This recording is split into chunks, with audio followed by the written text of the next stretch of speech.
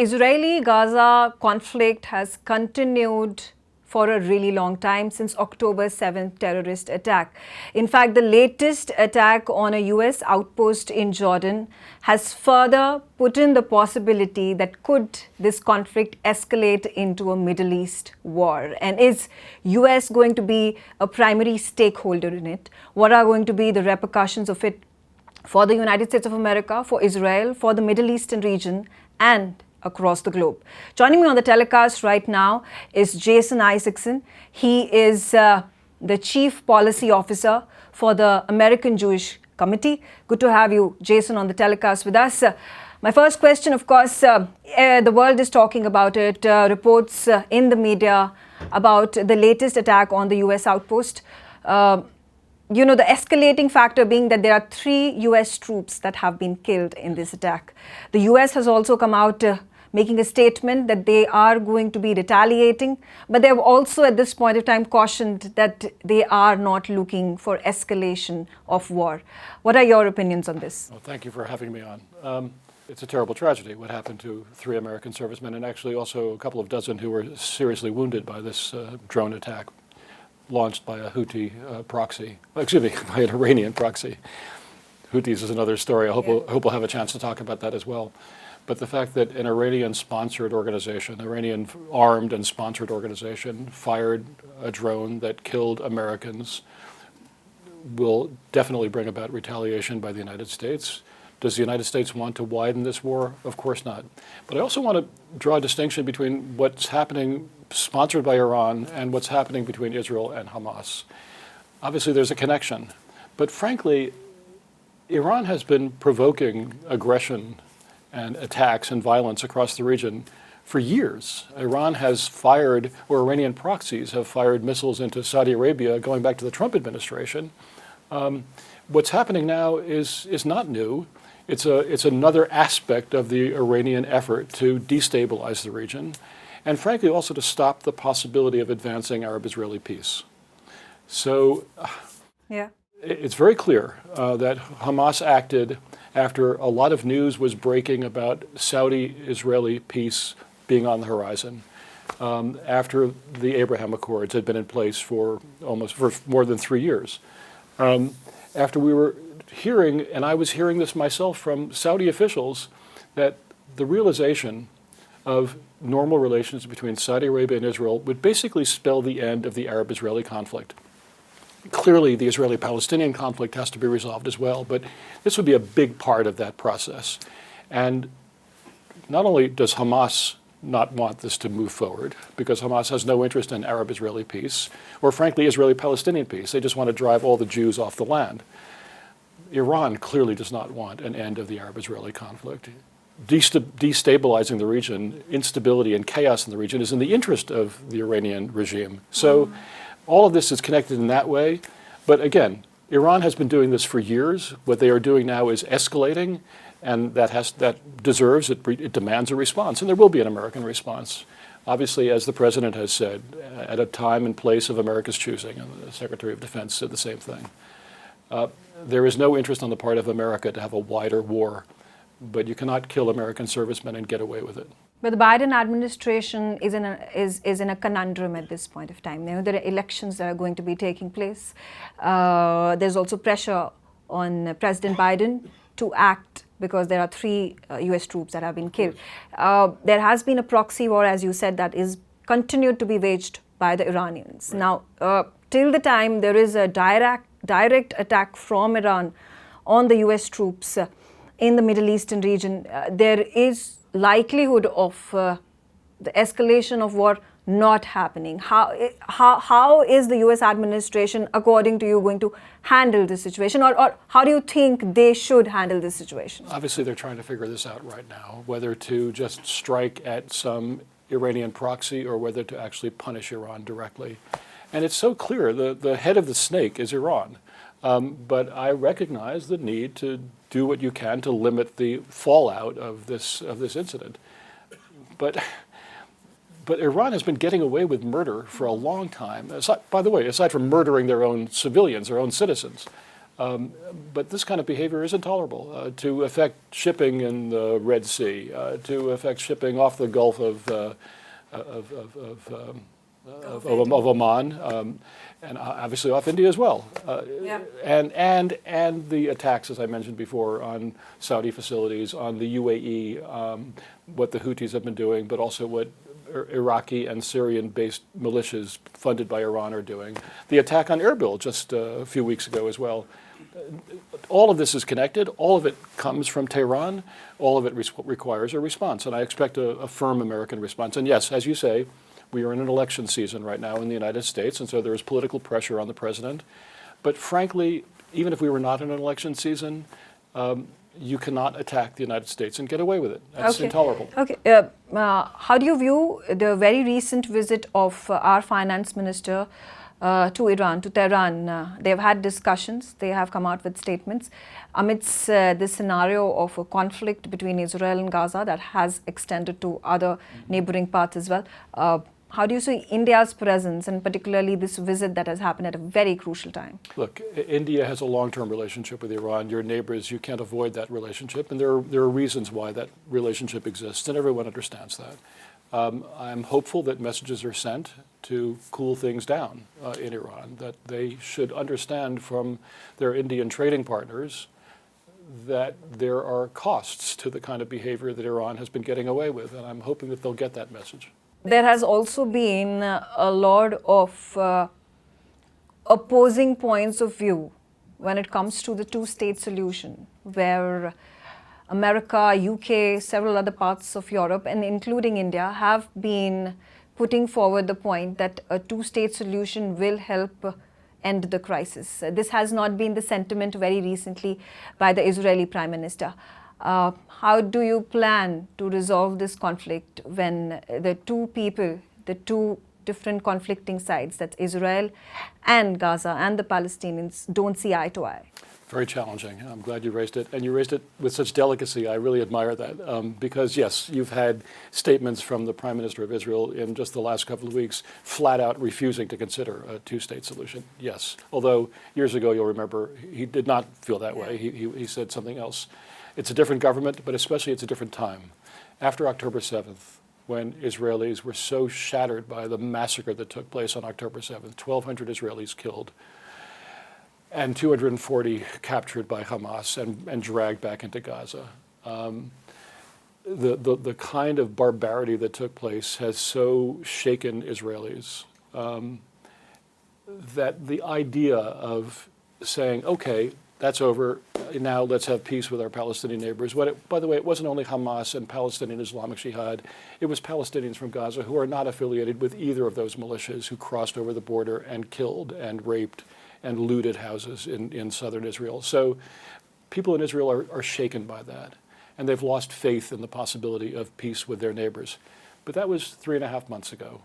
And as time passes and people come to grips with first of all, Hamas has to be defeated. They can no longer sit next to Israel and fire missiles, thousands of missiles into Israel and get away with it, and they can no longer invade Israel and get away with it. So that they have to be put out of business. They can't any longer be a threat to Israel, or frankly, a threat to the Palestinians, whom they lord over in Gaza and divert from normal governance the money that is coming from Qatar and from the international community to build hundreds of tunnels underneath Gaza. They are not helping the Palestinian people. They are threatening Israel, and they are a block in the way and the road to a two-state solution, to peace.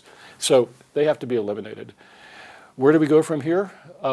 I'm hearing from my most recent visit to Israel, it was just a few days ago, that there is talk about how do we get onto a political path, that perpetual conflict, perpetual cycles of violence are not the way forward, that the way forward has to be toward a two-state solution, although let's face it, it's going to take a while to get to a two-state solution because a lot of re-education has to take place among the Palestinians, aside from the Israelis, who are so shattered by their lack of trust now in their Palestinian neighbors.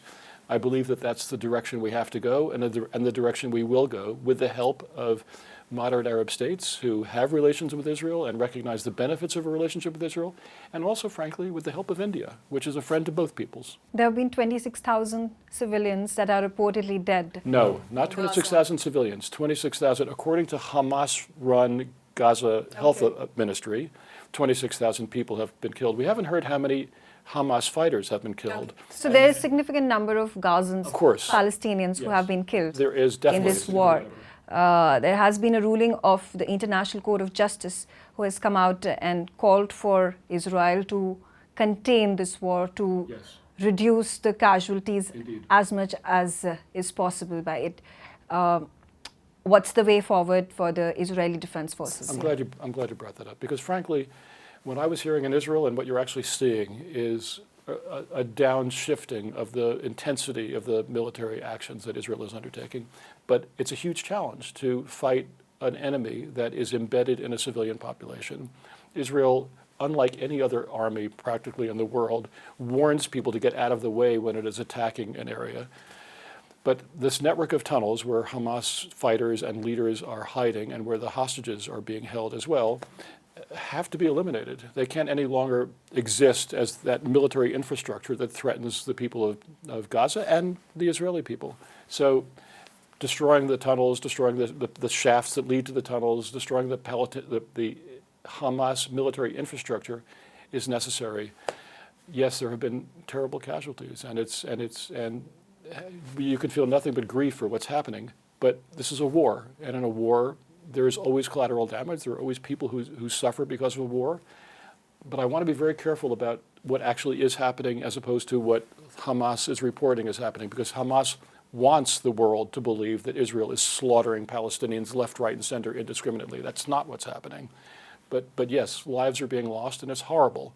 But why is that happening? Because Hamas is holding 100+ hostages in Gaza, because Hamas is continuing to fire missiles into Israel. It's Hamas that is keeping this war going. When they stop, the war will stop. And they're not stopping. And that has to be the message. It's not that Israel is being brutal. It's that Hamas is holding 100+ hostages, and they have to release those hostages, and then the war can come to an end. There have been a number of meetings that have taken place between Qatar, there's been United States of America, UK, and several other countries that are at this point of time allying with the United States of America in finding a solution, and particularly with regards to the hostage release agreement. There still has been no consensus that has been drawn. In fact, there has been a parallel being drawn that the attack that has taken place on the US military outpost in Jordan has been an attempt by the Iranian proxies to halt that agreement that was likely to be held when that recent meeting that took place in Qatar. So it's again a chicken and egg situation. Is Israel going to stop the attacks and then Hamas agreeing to hostage release, or should Hamas release the hostages first and then the attacks stop? It is Hamas that caused this war. It is Hamas that is continuing to hold these hostages. If Hamas releases the hostages, the war will stop. What Hamas is resisting is the idea of a temporary ceasefire in which Hamas releases Israeli hostages, Israel releases Palestinian prisoners. There's a long pause in the military conflict. People can start rebuilding and moving back into their homes. But what Hamas is insisting on, apparently, what we're reading, is an end of the conflict entirely. That, yes, maybe they'll release some hostages, but Israel has to totally leave Gaza. Israel's not going to leave Gaza with Hamas still in charge. Hamas will just rebuild. Hamas will claim victory. And is that good for the region? Is it good for the moderate Arab states who know that the real enemy here is the extremists in Hamas? They want that. I know from my own ears, listening to Arab leaders across the region with whom I've been meeting for the last 3.5 months, that they need to have, the region needs to have Hamas defeated. They would like it to be done with as few casualties as possible. Of course, so would Israel. But until Hamas releases the hostages and gets out of the business of governing Gaza and threatening the people of Israel, we're going to be in this terrible conflict. Let's try to wind it down. Israel is making progress. Israel has no plans to be there forever. They want to just finish the job and get out. And then we can have a new administration running Gaza without imposing this terrorist threat on the region and on the people of Gaza itself. There also were these startling reports that some of the employees of the United Nations Relief and Work Agency were also involved in the 7 October attacks. There are several others who at this point of time are aligning themselves with terrorist organizations in Hamas and Hamas as well in Gaza. Because of which there has been suspension of funds that used to be provided by US, UK, Canada and several other countries. But there is a contrary view that has come that just because there are a small percentage of people within the United Nations agency who are part of this terrorism nexus against Israel, there is a collective punishment that is being given to the Palestinians who need this humanitarian aid. What's your opinion? How should we move forward with that? It's difficult. I wish it were just a very small percentage. It's not necessarily a very small percentage, but it requires an investigation. And the UN has now pledged to move forward on an investigation. There needs to be a transparent, independent investigation. The UN investigating itself, I think, will not fly, although that is what New York is telling us. But there are also reports, as you have probably seen, of thousands of UNRWA workers who are affiliated with Hamas. And material assistance given to the attacks that took place on October 7th. So it's not a small issue, it's a big issue. But yes, humanitarian assistance has to go to the people of Gaza. There's no question. Israel has been ramping up the delivery of the transport of humanitarian aid, a lot of which, by the way, is stolen by Hamas and kept in their own tunnels for their own purposes. But nevertheless, there has to be a role for a UN or other international agency to get aid to the people of Gaza. They deserve that. They need that aid.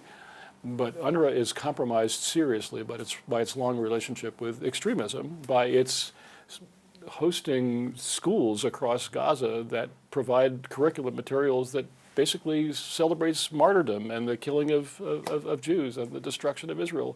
That should not be allowed under the auspices of the United Nations. UNRWA needs to be reviewed, needs to be reformed, needs to be overhauled.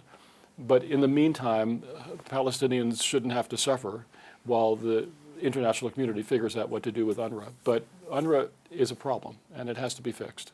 Let's take a look at what's happening in the Red Sea. And there have been a number of these airstrikes by the Houthis on US vessels, on warships, even a number of merchant vessels that have been traversing through Red Sea have been attacked. There have been 3 of them that were in the Arabian Sea, and there were rescue missions that had been sent by the Indian Navy as well.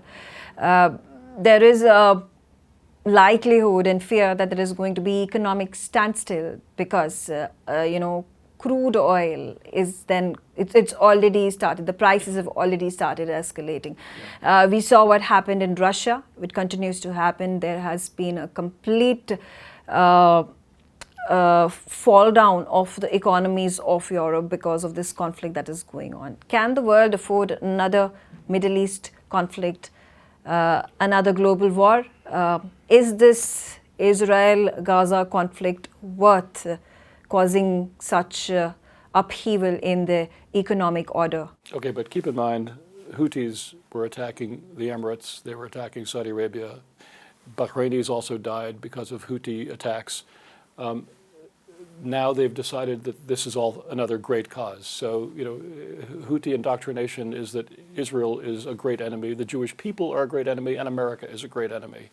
And I've been told by very senior officials from Yemen and from the United States that this is part of the daily sort of dogma that is absorbed by Houthi fighters. I don't know to what degree a change in the status of the governance in Gaza matters to the Houthis. This is a cause that they are activated on, they're mobilized on. And it is disrupting commercial shipping. It is definitely going to cost more to get oil and other goods around Africa to come to Europe. The US-led coalition has pushed back against these Houthi attacks. They've knocked out launchers and they've knocked out missiles. But let's understand where this is all coming from. It's Iran that is sponsoring this. That, by the way, it wasn't just the 3 Americans who were killed in the most recent terrorist attack by an Iranian proxy organization in Jordan. It was also 2 American servicemen who died trying to stop the transport, the transfer of missiles that came from Iran to the Houthis in the sea off Djibouti just a couple of weeks ago. This Houthi activity has to be brought to an end, but again, it's from Iran that this is all sourced. I'm concerned about the possibility of a wider war. I'm concerned about the economic fallout of a wider war. But again, Iran is to blame, and the and Hamas is to blame for causing this war in the first place on October 7th. So the West has to respond. The international community has to respond. I'm full of admiration for the members of this U.S.-led coalition that are trying to push the Houthi offensive back. And I expect that lesson will finally be learned by the Houthis and I hope by the Iranians, but it has to be a tough lesson.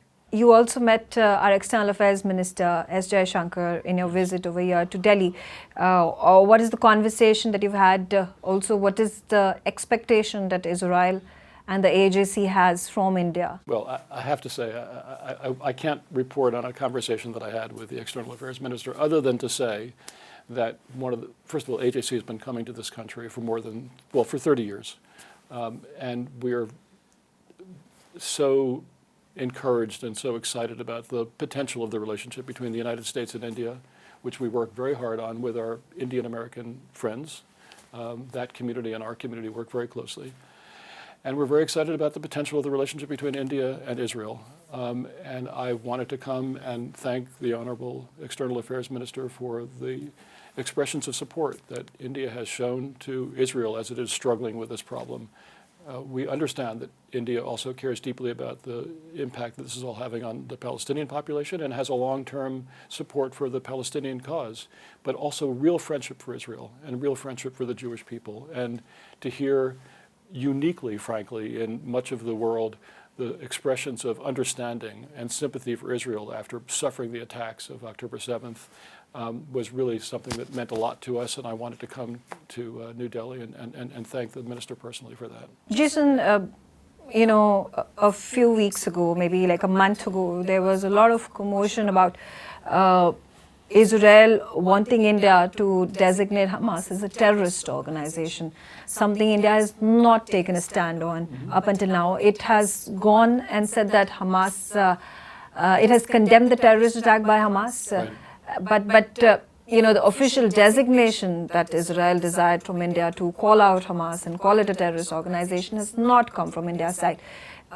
What are your views on this? Can this be worked out? And what do you think are the reasons for India's hesitation to do that? I can't read minds, but I know from conversations that I've been having, not only in this visit but in previous visits, that there's no confusion in the minds of Indian leaders about what Hamas represents, what it stands for, the danger that it poses. India is a country that has suffered terrorism itself, understands the threat posed by terrorism, and is quite clear on understanding who is on that side of the fence, and Hamas is definitely on that side of the fence. Of course, a question that the world is asking right now, when can there be an end to this war? This has gone on for months together. Can there be really a solution? Because on one hand, there are these opposing voices in countries that are led by Iran who do not want peace to be sustained in Middle East, who continue to be against the Jews and Israel in striking a peace deal and collaborating with the modern Arab nations of the region. And on the other hand, there is no backing down from Israel, United States of America, and the coalition that has been built.